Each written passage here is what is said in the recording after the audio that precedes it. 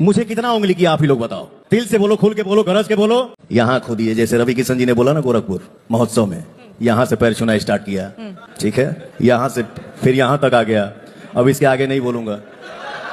तो जैसा कि आप लोग इस वीडियो में देखे ना कि कैसे जो पवन सिंह है वो खेसारी यादव के बारे में बोल रहे हैं, और ये गए हैं भाई शो पे, शो करने गए हैं, और कैसे जो है उल्टा सीधा बोल रहे हैं खेसारी यादव के बारे में कि खेसारी यादव जो है वो पहले पैर छूता था, तू ये है वो है। और मैं इस पौवा स्टार पवन सिंह से बोल देना चाहता हूँ कि तुम कहीं पे जाते हो तो खेसारी यादव का नाम लेते हो, चाहे वो गोरखपुर का शो रहता है या किसी बिहार भारत का जो शो रहता है उस पे जाते हो तो सिर्फ खेसारी यादव का ही चर्चा करते हो। और चर्चा करने का कारण होता है कि अगर तुम खेसारी यादव भैया का नाम ही नहीं लेगा तो तुम्हारा जो शो है कोई नहीं देखेगा, मैं लिख के गारंटी देता हूँ। और तुम इसलिए जो है खेसारी यादव भैया का नाम लेते हो बीच बीच में, और इसी वजह से जो है खेसारी यादव के टीआरपी के चलते जो तुम्हारा है शो चलता है। तो ये मत भूलो कि तुम्हारे पापा जो है खेसारी यादव हैं, ठीक ना। खेसारी यादव पापा को कभी नहीं भूलना है, ये बात याद रखना है।